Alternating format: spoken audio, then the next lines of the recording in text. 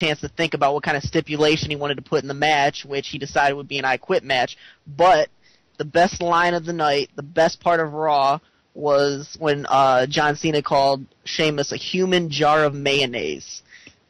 Human jar of mayonnaise. Yes, dude, I noted this in my post last night. I said, did John Cena really fucking call Sheamus a human bag or a human jar of mayonnaise? I'm thinking... I was rolling.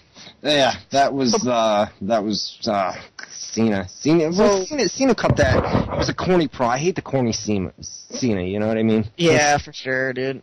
Yeah. He's just kind of dull, you know what I mean? Like, just on a mic, he seems kind of dull to me. No, but it's the gimmick, man. It's the gimmick that they. But if he came out and he was a serious Cena, just basically a badass Cena, I mean, he'd be gold every single time. But you could tell that they cater him towards kids, you know. Well, so it's all about kids. Pretty much then after that, though, Sheamus comes out, you know, he just says, you're going to lose your world title because I'm going to beat you up that bad, and he runs to the ring while Batista comes from behind, and for a second we see John Cena with the upper hand until Batista gives him the spear, and then Sheamus hits a backbreaker, and eventually the big boot. So that's pretty much that whole scene right there, and then it leads into, Tyson Kidd against The Miz? This was another match, dude. On paper, is my mic cutting out again? Oh. Yeah, I thought I lost you for a minute. Oh, man.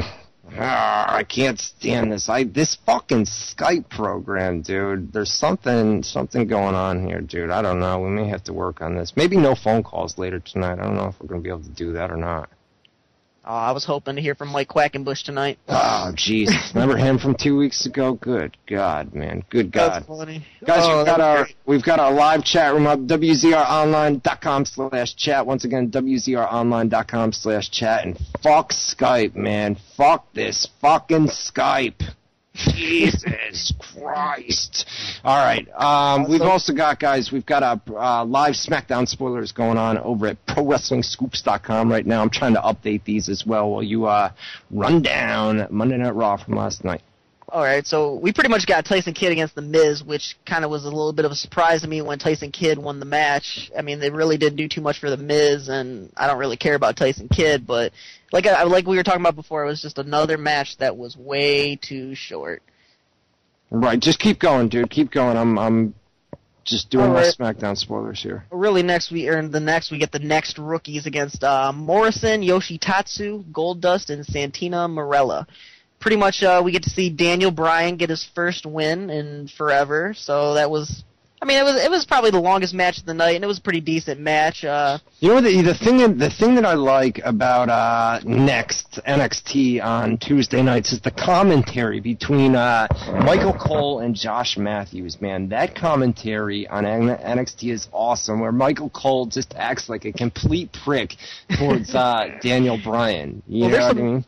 Oh, yeah. Well, isn't there a little bit of heat there between Matthews and Cole and even Lawler? There is. Well, Stryker comes off as basically, and you can kind of see this. He comes across as kind of an arrogant prick on air. Oh, for sure. You know, that same backstage attitude has been seen backstage as well, where many people say that, you know, it's not all gimmick with Stryker, where, you know, that's kind of the way he is, you know what I mean? So, there is, especially with Jerry Lawler and Matt Stryker is basically where the heat lies. But, yeah, the commentary on NXT it's off the wall. Michael Cole is great. His banter, especially referring to Daniel Bryan, his banter is just outstanding with Josh Matthews. And by the way, guys, an NXT spoiler, if you don't want to hear it, and this is not for tonight's show, this is for the finale, the NXT winner as of right now, and if you couldn't have already guessed this with the current storyline, the NXT winner is scheduled to be Daniel Bryan, where basically overcomes all the odds. I mean, that should come as no surprise to any of you guys. Oh, for sure. So once again, congratulations, Daniel Bryan, on your first win. Yeah. It was a decent one, finally. I mean, we could say finally a win. Yeah, right. Hey, I just got word that in 3 minutes, coming up for the commercial break, we're going to play some Meatloaf. Oh, that's what I'm talking about. And I'm digging I it the would most. do anything for love. I'm digging it the most.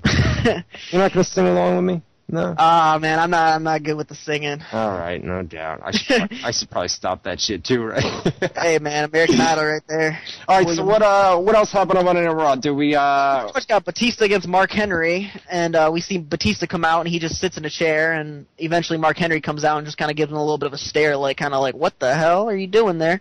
And really quick, Batista springs up and pretty much just takes out Mark Henry pretty quick and puts him in some kind of submission. I'm not really sure what hold he put on him, but didn't he do the chair shots over and over chair shots, or was that a previous week? There were no chair shots last night.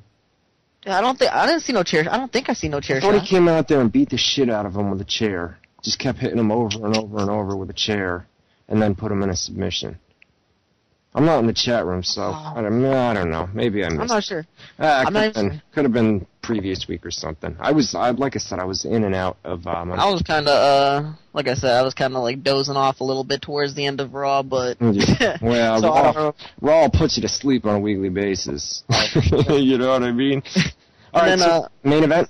Main event is we got Randy Orton against Edge against Ted DiBiase with Vicky Guerrero escorting Edge down to the ring, and I mean it was a decent match. I mean nothing special. I mean you see towards the end of the match, Randy Orton knocks Edge out of the ring a few times, and Ted DiBiase tries to run away, but we see R-Truth, aka his Virgil, come flying down to make the save and make sure Ted DiBiase gets back in the ring, and Orton pretty much just stalks him and then lays him out with RKO for the win.